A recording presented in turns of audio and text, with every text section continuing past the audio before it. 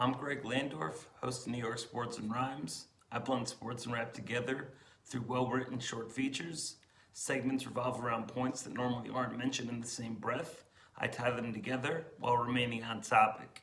Staying in my lane, writing and talking about what I know best, allows me to pave my own lane as the voice box behind sports and hip-hop. Today's show will cover the 2019 NFL playoffs. Tom Brady will be a focal point during the broadcast. Since this is New York Sports and Rhymes, despite going 3-13 and 5-11 the past two seasons, there will be an emphasis on the New York Giants, hence the shirt that I'm rocking. Keeping with the trend in New York sports, despite being a New York Mets fan, I need to give credit where credit is due, and I'd be performing an injustice if I didn't highlight the Hall of Fame career of the greatest baseball closer we will ever see, Yankee legend Mariano Rivera. Finally, with the All-Star break arriving this weekend, my concerns on the current state of the National Basketball Association will be discussed, along with two current rappers who remind me of a dynamic duo that served as one of the baddest backcourts in NBA history. Let's do this. I love my family, my future family, hip-hop, and the New York Giants. I love the NFL. I strongly dislike $40 million Commissioner Roger Goodell. I love the United States. I hate the president. I support our veterans. I can't stand how they're treated when they return home from service. Their bravery and dedication to something greater than themselves is remarkable. I support Colin Kaepernick, who, like me, grew up playing baseball. He was slightly better. He used his pitching mechanics and exceptional field vision to excel at quarterback, leading the 49ers to a Super Bowl and an NFC championship. And then his coach left. Now, he's blacklisted from the NFL for kneeling during the national anthem. He knelt to bring attention towards injustices committed on the black community. The military has nothing to do with why he knelt. Cops commit racially motivated crimes far too frequently and walk away scot-free. Government officials turn a blind eye towards these heinous acts. So, Colin Kaepernick used an exceptional platform to stand for justice by kneeling. He captured the attention of millions, yet he can no longer kneel under center? Does this mean I've stopped watching football? No. Have I stopped investing entirely too much energy into the New York Giants? Definitely not. Do I agree with everything Colin Kaepernick does or says? Like not voting? No. What makes America great is the freedom of speech, all forms. Do I kneel when the national anthem is played? No. My words are my actions, and I vocally kneel for justice. This is New York Sports and Rhymes. I'm Greg Landorf, and justice shouldn't mean just us. While Bradley Cooper will win a slew of Oscars for A Star Is Born, Saquon Barkley proved A Star Is Born and alive, winning the 2018 NFL Rookie of the Year. Despite all the accolades, including a Pro Bowl selection and the FedEx Ground Player of the Year, the New York Giants were highly scrutinized for their decision to draft a. Now that this season is over, we can take a look back and ask, did the Giants make the right decision selecting Saquon Barkley with the number 2 overall pick? Baker Mayfield, the man Saquon beat out for Rookie of the Year, was selected number 1. Even if the Giants wanted to select Baker, which they didn't, discussing the Cleveland Browns quarterback is irrelevant. The other 3 players the Giants passed on to draft Saquon are New York Jets quarterback Sam Darnold, Buffalo Bills quarterback Josh Allen, and the quarterback of the Arizona Cardinals, Josh Rosen. The Bills and quarterback Josh Allen, who was often injured, went 6-10, winning 1 more game than the New York Giants. The future isn't exactly bright in Buffalo. Not much ever is. Even if the Giants had the opportunity to draft Allen this year, they wouldn't. That should say something. The same cannot be said for the New York Jets and quarterback Sam Darnold, who flashed signs of brilliance this season and experienced the rookie struggles almost every young quarterback goes through. Did Sam break any records? Nope. Did Sam put the NFL on notice, causing defenses to shift their entire game plan when facing the Jets? Not even close. The jury is still out on Darnold. 10 years down the road, I believe the Giants and the Jets will both be elated with their draft choices. As far as Josh Rosen, please. The Cardinals were the worst team in football. There's rumors Rosen will be traded during the draft, despite Arizona holding the number 1 overall pick. If the Giants selected Rosen, I would have had ample reason to open my garage door, find a spot to hang, slam it shut, and fade to black, just like Bradley Cooper did in A Star Is Born. Back to the Giants' decision to select Saquon Barkley. Saquon managed to be the third rookie to eclipse the 2,000-yard mark, joining Edgerrin James and Eric Dickerson. He led the league in total yards from scrimmage. He also hauled the 91 receptions, breaking Odell Beckham Jr.'s record, the last Giant to win Rookie of the Year, and Odell plays wide receiver. Saquon scored 15 touchdowns on an offense that struggled mightily to find the end zone. 6 of those touchdowns were on scampers of over 50 yards. What's crazy? Barkley did this behind a patchwork offensive line. Saquon was hit more than any running back behind the line, and he led the league, making 71 would-be tacklers miss. Try bringing him down in space? I'd call Tom Cruise. It's mission impossible. At the age of 21, he's an old soul who carries himself with humility and has become the leader in the locker room. He's the big brother to 26-year-old Giants all-world wideout Odell Beckham Jr. The two complement each other perfectly. Since the Giants selected Barkley, they still are left with a major decision: what to do at quarterback. The answer? It's quite simple. Draft Dwayne Haskins or Kyler Murray and bring back 38-year-old Eli Manning at a significant pay cut. Unlike Darnold, Rosen, and Allen, Haskins or Murray won't be thrown into the fire right away. They'll be able to learn under Eli Manning. This approach is most effective and recently worked for some kid in Kansas City named Pat Mahomes. Furthermore, Saquon's ability as a running back and a safety valve out of the backfield will help make Haskins or Murray's transition to the NFL silky smooth. So, did the Giants make the right pick in the 2018 NFL Draft? Without a doubt. Saquon is a transcendent talent who is simply too special to pass on. This is why Mr. Barkley runs and catches the rock for the New York Football Giants. If you disagree with me regarding the Saquon selection, let me know, and if you bring insight to the table, I will have you aboard this here New York Sports and Rhymes show. For now, your boy, Greg Landorf, has gots to go.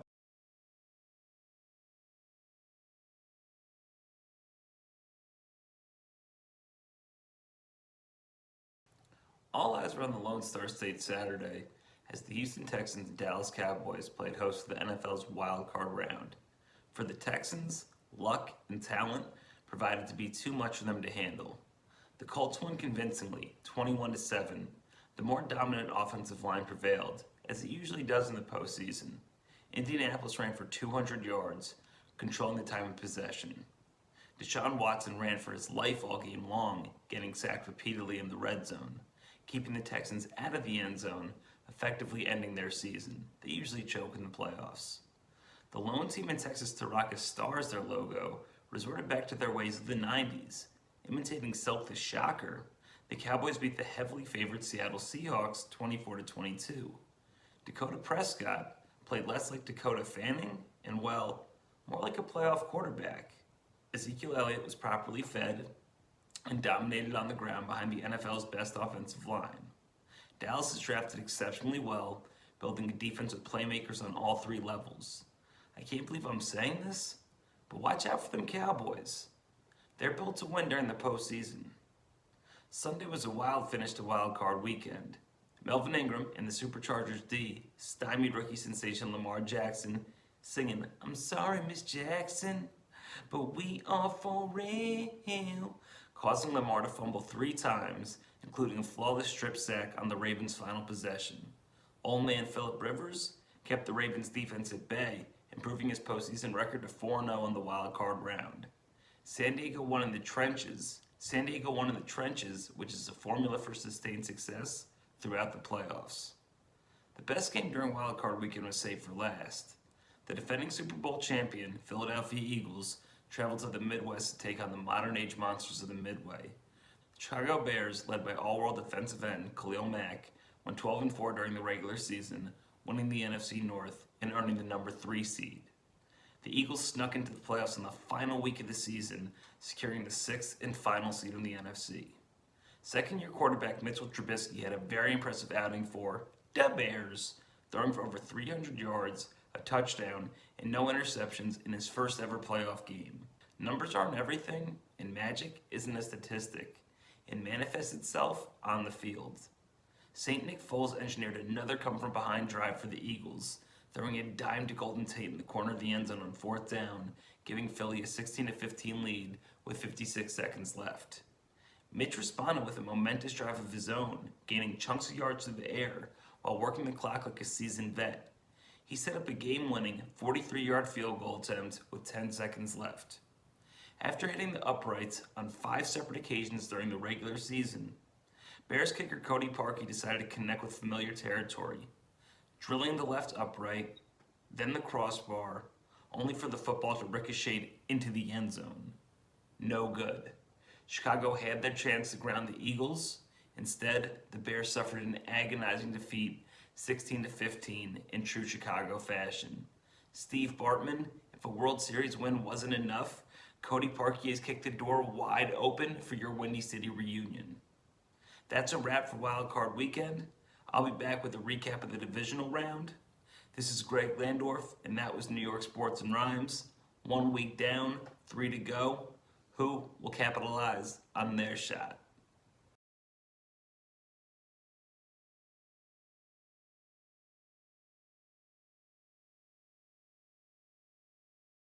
Sometimes, the men wearing headsets on the sideline are the ones who end up deciding football games. The Philadelphia Eagles were pounding the New Orleans Saints into submission. They were up 14-0 and forced the Saints to go 3-and-out again in the first quarter.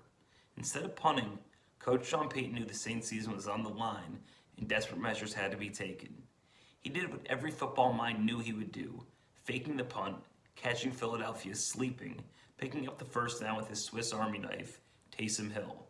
For a coach who prides himself on fourth down conversions, it's flabbergasting how Doug Peterson didn't see this coming. He didn't call a timeout or warn his special teams about a fake punt, nor did he even stuff the box, preventing the Saints from running for a first down. The Eagles' game plan was perfect until this point, and the Saints didn't know how to stop them. Two bad teams make in-game adjustments. How did the Eagles' coaching staff miss this? They had to have watched film, or they wouldn't have attacked New Orleans perfectly in the first quarter. What about watching the Saints-Giants Week 3 affair? The Giants dominated early. They forced Sean Payton's hand to call a fake punt, which of course fooled New York special teams, allowed New Orleans to take complete control of the game and never look back. This game came down to coaching, and Doug Peterson lost that battle.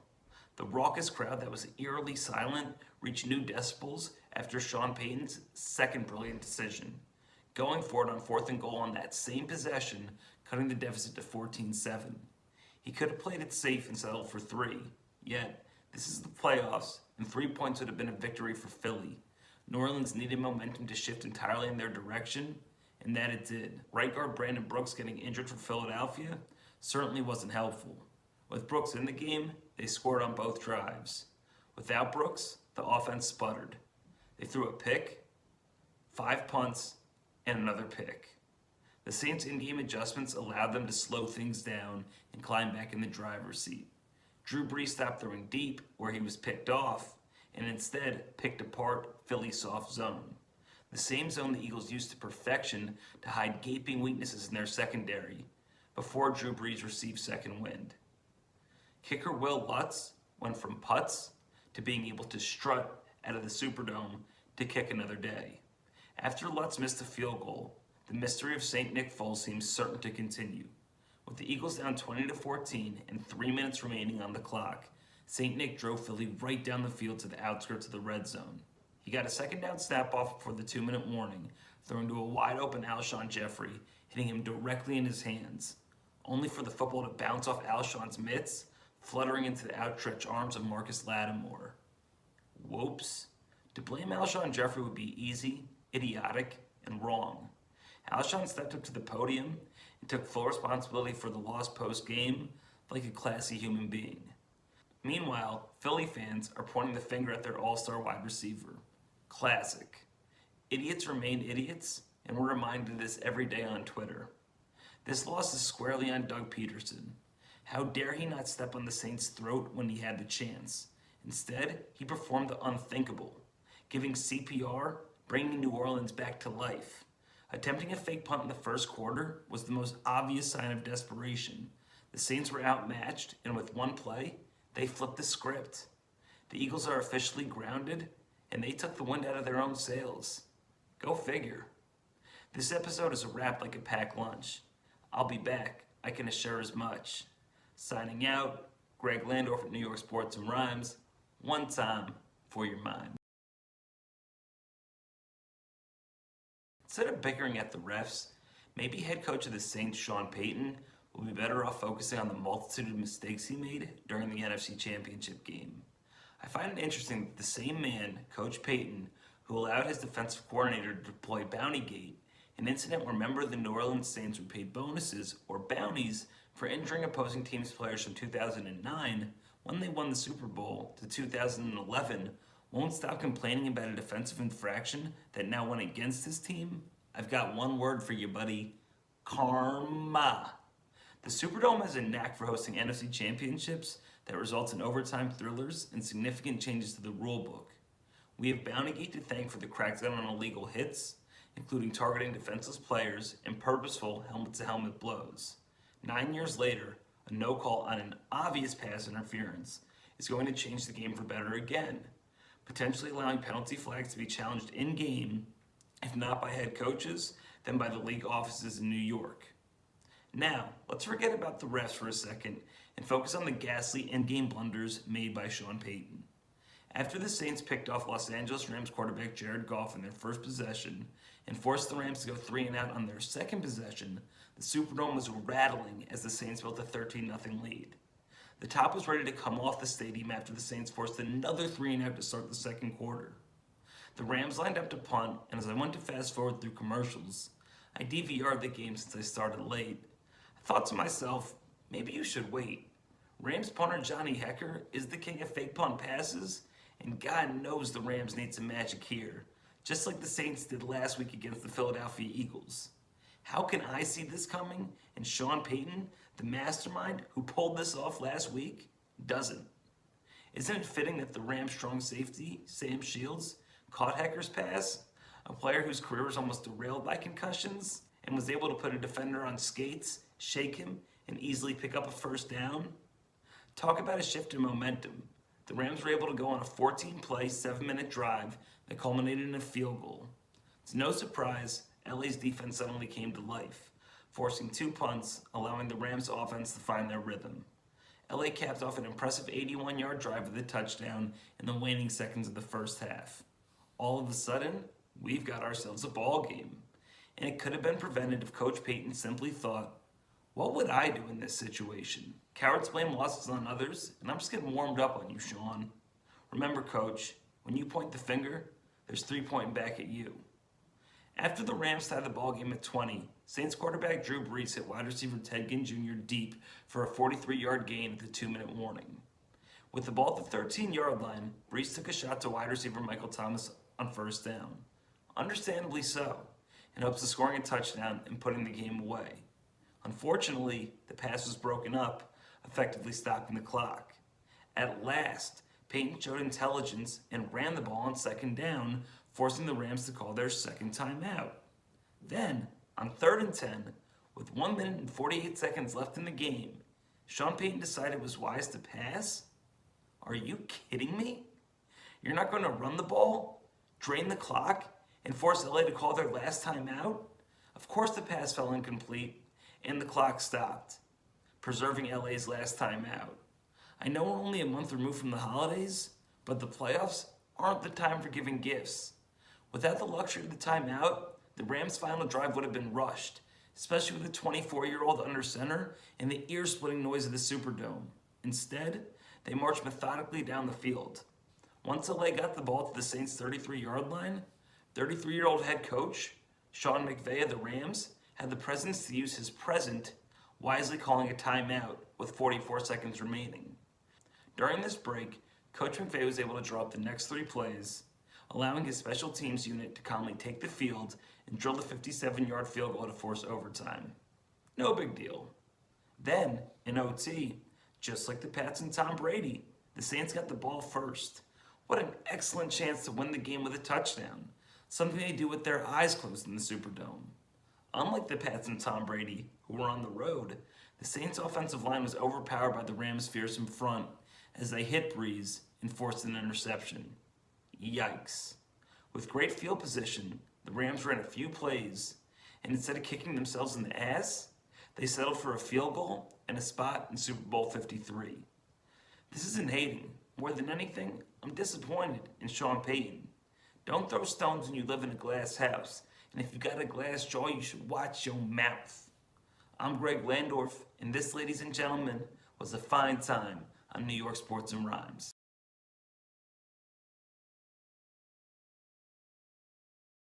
The Patriots are washed. Tom Brady's old. Funny. 34 for 44 for 343 yards and a touchdown tells a different story. After dismantling the Chargers, Brady caught up with CBS's Tracy Wolfson and said, "You know, everyone thinks we suck and can't win any games, so we'll see. It should be fun." Ruh-roh. As if Tom Brady needs to add more fuel to his fire? This does make me pause for a second. Brady came out of the gates during the 2012 Super Bowl, really the 2011 season, the Super Bowl was played in 2012, uncharacteristically fired up before the Pats-Giants Super Bowl rematch. Brady was brought down to earth quickly and hard, getting hit from all angles, losing his second Super Bowl to one Manning. 6 AFC Championship appearances later, 2 Super Bowl rings, and a 2018 Super Bowl loss weighing freshly on his mind, Brady has grown leaps and bounds at the age of 41. What's most noticeable is his ability to move around in the pocket, stepping up in the face of pressure. He no longer sees ghosts. So how do you stop him? You don't. You hit him constantly and hope to contain him. Do not focus your entire game plan around Brady. He's too smart and too good. Stopping the Pats' rushing attack, getting off the field on third down, and playing solid coverage against the receivers is essential if the Chiefs plan to disrupt the Patriots' offensive flow. The offense is built on timing, stopping the run, making them one-dimensional, and jamming their receivers at the line interferes with this timing, giving teams a chance to pull off the unthinkable, beating the Patriots in the playoffs. Throw away records when playing New England. I don't care if the Pats' record was 3-5 on the road this season. If you think the bitter cold is putting the Patriots at a disadvantage, you're severely wrong. This is what Belichick and Brady live for, another chance to return to the promised land, where Tom Terrific can win his 6th ring, tying the Steelers franchise for the most trophies in NFL history. The Pats might be the most impressive team ever, and don't think they'll stop once they get to 6. All it means is they're that much closer to 7, where they will stand alone in the record books. So, is Sunday a foregone conclusion? The Chiefs and MVP Pat Mahomes don't stand a chance? Not in the slightest. If they try and outthink the Patriots, then yes, the game is over before it even started. If the Chiefs stick to what's gotten them to the AFC Championship, the most well-rounded offense in the league, led by Mahomes, and a high-powered rushing attack that combined for 4 touchdowns last week, and a defense that gets after the quarterback, they have an excellent chance of beating the Patriots. The defensive secondary was special last weekend, not allowing Andrew to beat them, proving a pass rush, an excellent play from a much maligned yet very talented secondary was enough to overcome luck. This will need to continue against New England.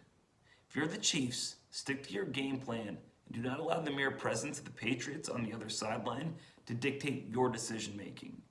As long as the Chiefs trust that they're the better team and devise a game plan focused around their strengths, aka Pat Mahomes, we will be in for an epic AFC Championship showdown at Arrowhead Stadium this Sunday at 6:40 p.m. Get your popcorn ready. Will I make a prediction? Not a chance. This is Greg Landorf, and that was New York Sports and Rhymes.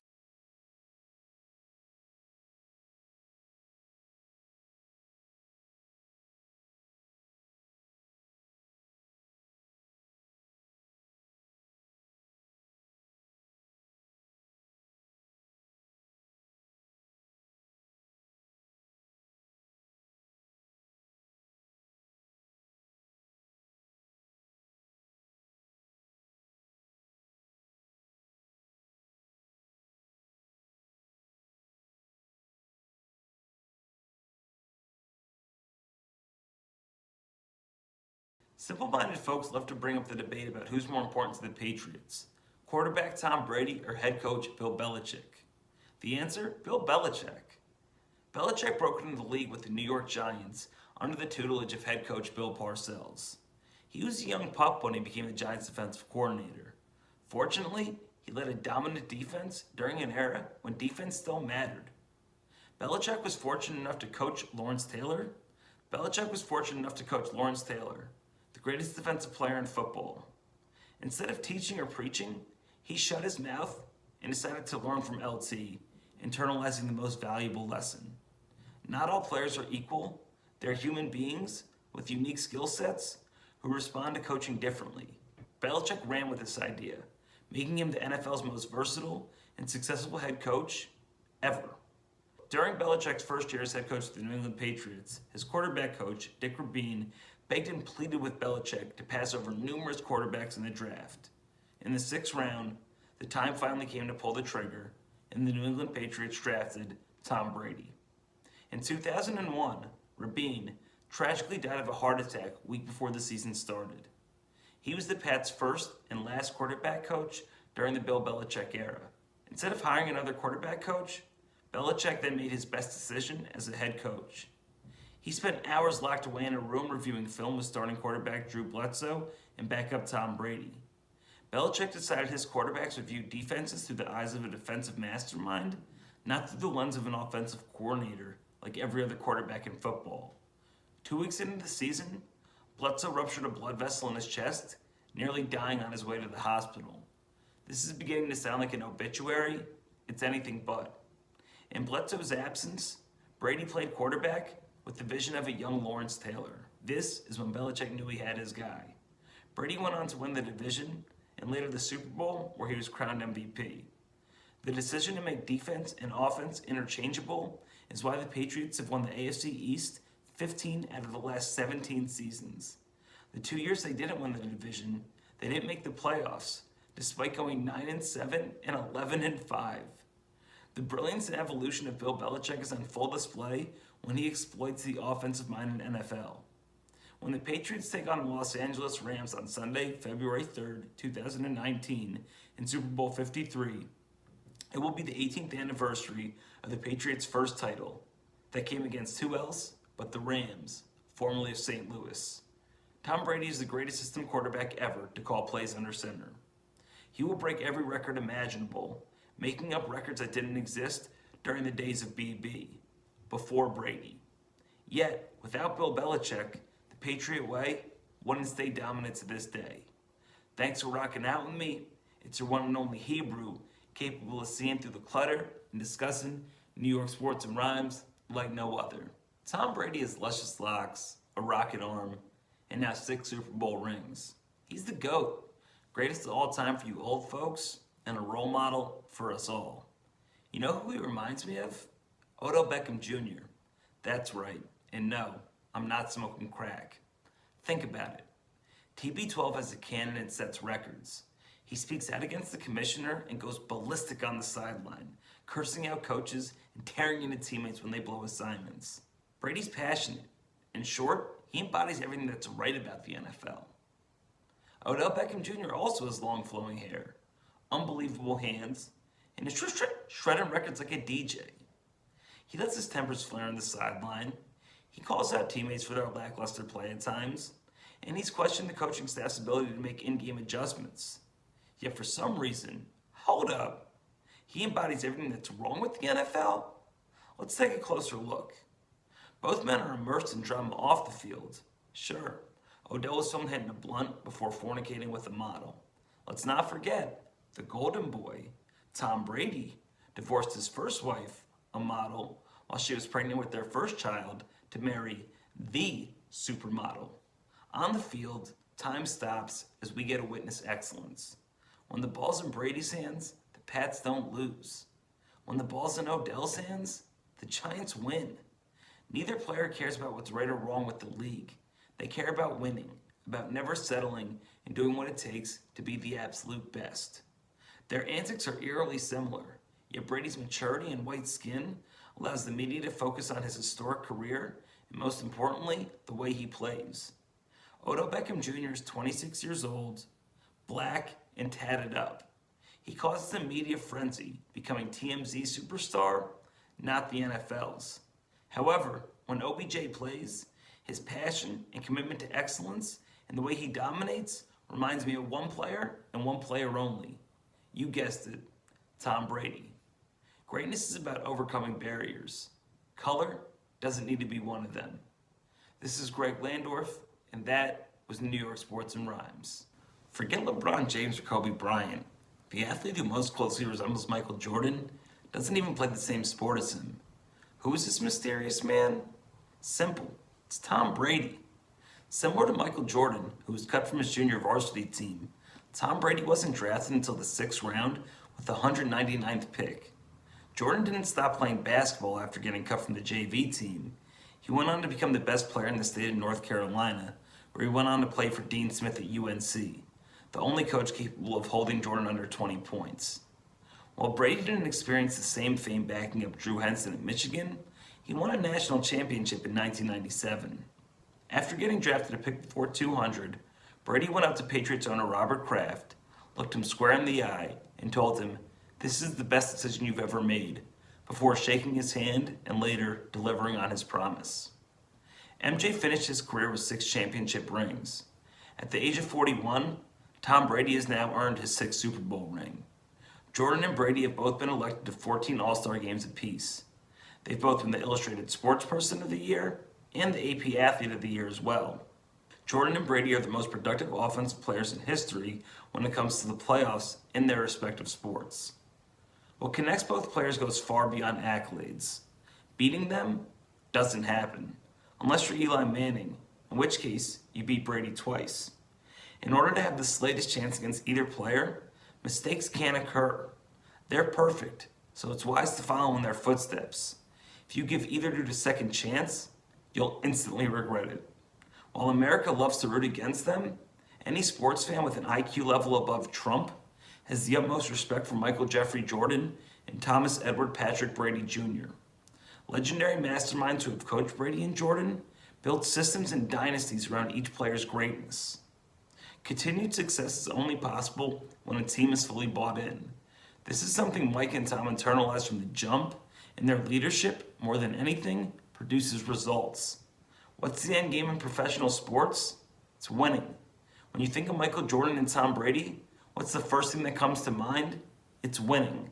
All the time, under any circumstance. People want to be like Mike or Brady, but they're each one of a kind, which is why both men are the greatest of all time. It's your boy Greg Landorf, serving y'all another episode of New York Sports and Rhymes. This afternoon, a friend and I drove 82 miles, crossing the border into Massachusetts. There wasn't a wall waiting for us, rather a legal marijuana dispensary, Theory Wellness. While we were waiting to get well, we stood in line freezing with about 20 other people. We were part of a select group, the only people in the Northeast dumb enough to be outside. I spotted a Saints fan and offered my condolences. He nodded in agreement. I told him at least he was in the right place to get his mind off things. Apparently, he didn't suffer from short-term memory loss. He assured me the Saints would have pounded the Patriots into submission in the Super Bowl. We're entitled to our own opinions. Plus, greener pastures waited. While I disagree with Sir Saint, Brady vs. Breeze was the matchup the nation yearned to see. We don't always get what we want. Ho-hum. But what about when we do? There's one Super Bowl remaining capable of making the world a better place for 60 minutes. What could this be? What else but round 3? Eli Manning and the New York Giants facing off against Tom Brady and the New England Patriots. Despite their name, the New York Giants portray David far better than the Bible scribes. The same goes for the New England Patriots, who embody the almighty Goliath. Brady doesn't yearn for much in life. Getting the chance to exercise his demons and beat Eli Manning, something he's failed at twice, would douse the flames that rage inside the real-life Clark Kent. Superman would also set a record with his 7th Super Bowl victory. Despite winning 2 Super Bowl MVPs, Eli Manning's Hall of Fame credentials are still questioned. That's not all. At the age of 38, his ability to play starting quarterback in the NFL is largely questioned. What a better way to answer this question than to take the New York Giants on one last Super Bowl run. Eli is far from the most interesting man in the world. However, in situations that cause the rest of us to freeze, he and Mr. Dos Equis remain at ease. When they're right, they're right. After hearing this segment, the logical response would be, Greg's high.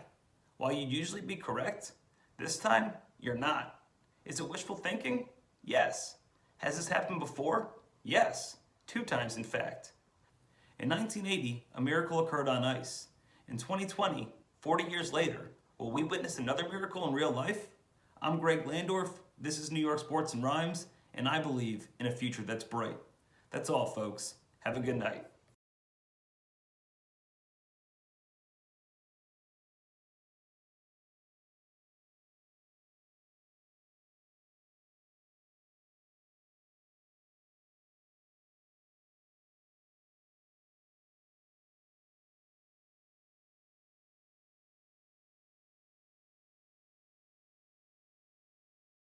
After Yankees relief pitcher Mariano Rivera became the first ever player unanimously elected to the Hall of Fame, I was reading an article written by Derek Jeter for the Players Tribune, a company Jeter founded, about the only teammate who outperformed number 2 during their time in pinstripes, Mariano Rivera.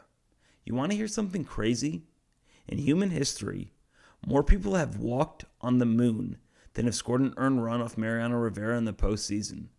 According to NASA, 12 people have had the privilege of walking on the moon.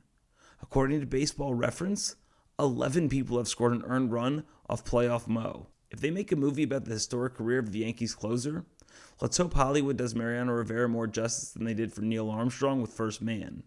I was ready to be the first man to walk out of the theater. Back to Mo, the last player who had the honor of wearing number 42. He's the greatest closer in the history of baseball. I'm not sure if there's a more appropriate name in sports for the position Rivera dominated for 19 years. Mo closed games. Nothing more, nothing less. In a position highlighted by superstitions, showboats, and constant overreactions, Mo is the complete opposite. He remained calm, cool, and collected, on and off the field. He wasn't trying to fool you like most other closers in baseball. He was simply going to beat you. How so? By throwing a cut fastball that everyone in Yankee Stadium knew was coming, including the batter. One summer, when I was maybe 9 or 10, my dad and I went to a Yankees game. We were going to buy tickets from a scalper when 3 dudes from Panama came up to us and offered us tickets behind home plate for free. They got these tickets from their cousin, some pitcher on the Yankees, and couldn't think of a better way to use them than giving them to a father and a son. Once inside the stadium, my pops tried buying them beers and food. They refused and smiled the entire game. In the bottom of the 9th inning, when the Yankees were leading, we found out who their cousin was, as number 42 appeared from the outfield gates and jogged slowly to the pitcher's mound.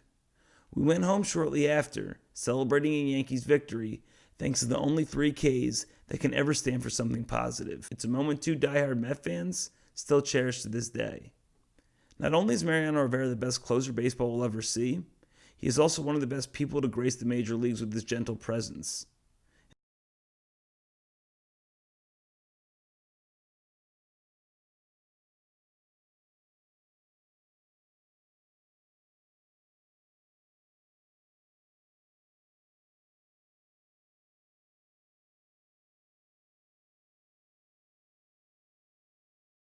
The NBA is now more fantasy than reality.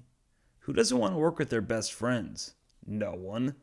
Who's able to work with their best buds? NBA players. Who wouldn't want to choose their own boss? Even if they're great, they can still be annoying. This is why LeBron James runs through more head coaches than rappers do the Kardashians. In Fantasyland, fans are enamored by high-flying dragons and high-flying athletes who score. Steph Curry, poster boy of the NBA, resembles a video game character. He's broken the record for most threes in a season 3 times. He's a magician with the rock, scoring from anywhere on the court. Yet, after leading his team to a 73-9 regular season, the Warriors tragically lost to the Cleveland Cavaliers in the NBA Finals. Not to worry, the modern-day mix between Stretch Armstrong and The Flash, Kevin Durant arrives to the rescue. This stuff only happens in Marvel, until it doesn't. Last week, James Harden dropped 61 points at the Garden as the Rockets squeaked out a victory against the New York Knicks. Since when has a 61-point performance by a rising legend ever resulted in a 4-point victory against a team that's trying to lose? Fantasy ignores fundamentals of basketball such as defense, unselfishness, and passing. NBA fans that appreciate basketball don't want to watch the All-Star game every night. Brilliant coaches are handicapped as players can no longer be questioned. In fantasy world, possibilities are endless. You can be whatever you want. It's good for the imagination. Back in grown-up reality, staying in one's lane allows professionals to interact with one another for a greater good. We've all seen what happens when leaders lead with a false sense of reality. Empty promises and mayhem follow. Let's curb the enthusiasm for scoring and allow the visionary minds and players to coach, ball, and continue exploring, ensuring that basketball doesn't become boring. This is Greg Landorf, and people, it's becoming evidently clear that New York Sports and Rhymes has no equal. Let's get it.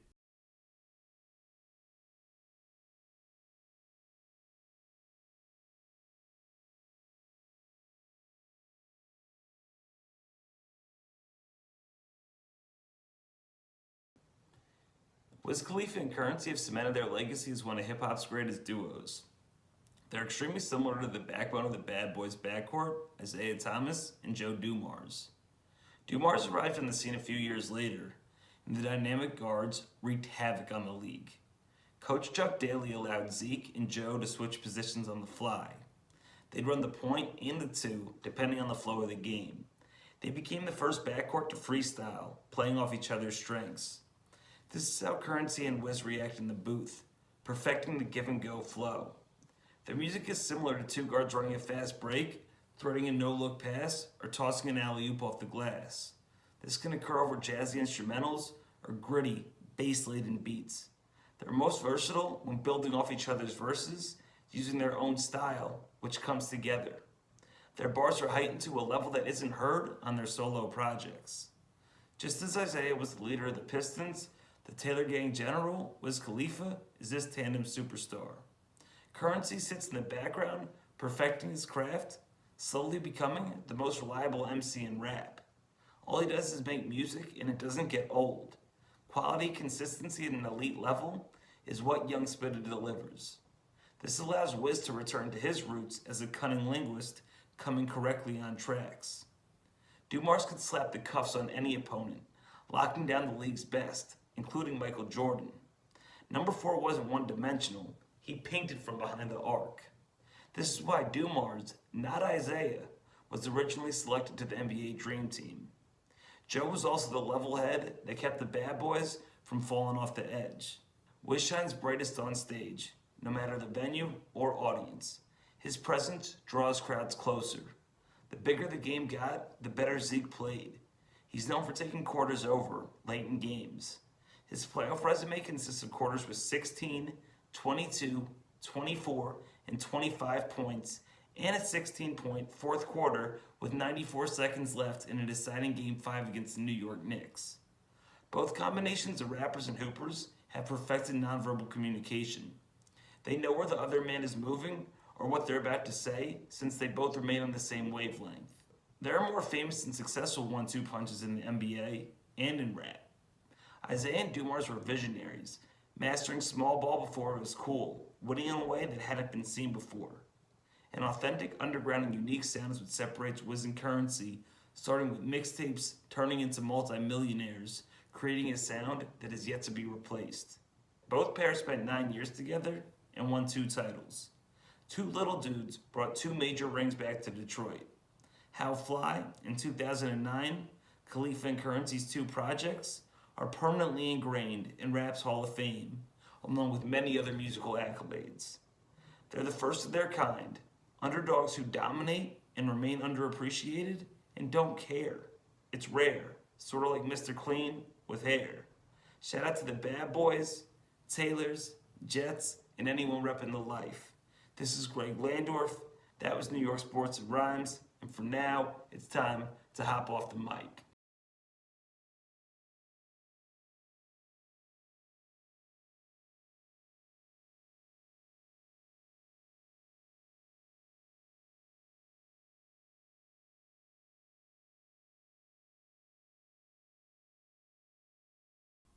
Is Eli Manning black? Well, he's not exactly fleet of foot, and he can't leap would-be tacklers in a single bound. But he does get chastised for every mistake he makes. Despite winning 2 Super Bowl MVPs, not 1, but 2, he's shown no love from the refs. Broadcasters hate him. Fans hate him until they love him, only to hate him again. His decision-making, it's constantly questioned.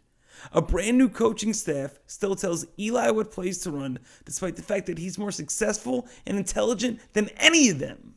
Day after day, year after year, 15 and counting, Eli shows up, does his job, and never complains. He doesn't tweet or throw up a middle finger and let it linger. He battles and wins, never blaming his soul or crying like some R&B singer. He's the definition of just do it. And unlike Colin Kaepernick, he voted. So is Eli Manning black? Best believe he's black. And the Giant fans, he's blue too. This is Greg Landorf, serving y'all another dish at New York Sports and Rhymes. Eat up.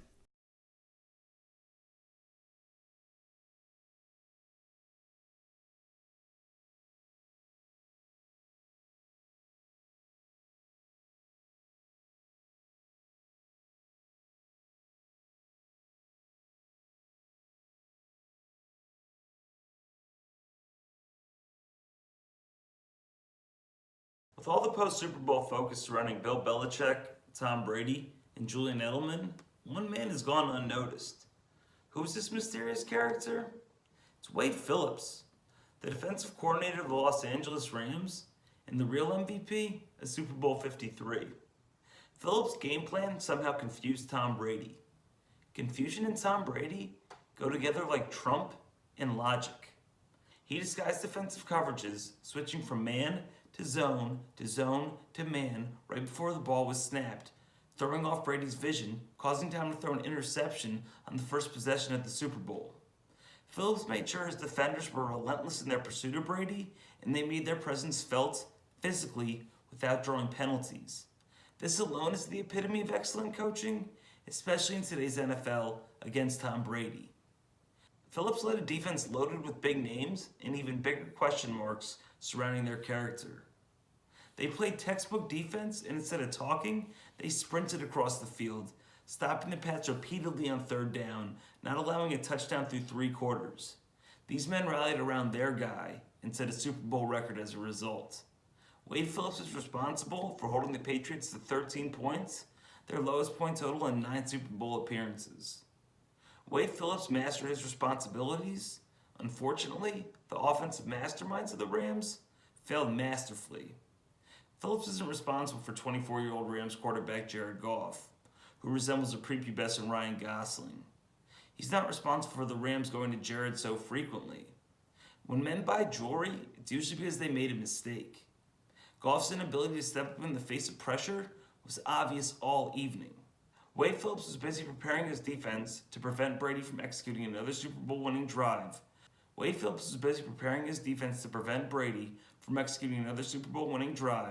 When Jared Goff was 30 yards away from tying the game. The Pats brought pressure up the middle, causing Goff to ignore a wide-open receiver who was open over the middle, choosing to hurl a pass towards the end zone instead. He found a wide-open Stephon Gilmore. One problem: Gilmore plays cornerback for the Patriots. Stephon quickly became the happiest Gilmore, sealing Super Bowl 53 for New England with an interception. It's unfortunate the Rams' vaunted offense wasn't able to capitalize. Phillips is part of the NFL's most exclusive club who's figured out how to beat New England. Phillips and Eli Manning, essentially. Wade stymied New England's offense in the 2015 AFC Championship as the defensive coordinator of the Denver Broncos. He later devised a game plan in the Super Bowl that the Carolina Panthers as a franchise still haven't recovered from today. Coach Phillips' brilliance allowed Hall of Famer Peyton Manning to ride off into the sunset with his second Super Bowl ring. At the spry age of 71, Wade Phillips has found his sunset on an NFL sideline, and instead of sunglasses, he prefers a headset. Phillips is a humble and quiet visionary, proving the value of defense in an NFL now dominated by offense. This is why, in my humble opinion, Wade Phillips is the real MVP of Super Bowl 53. Hats off to the Pats, but all respect due to the new Big Shot Phillips. This is Greg Landorf. That was New York Sports and Rhymes, and this is your Super Bowl fill-up.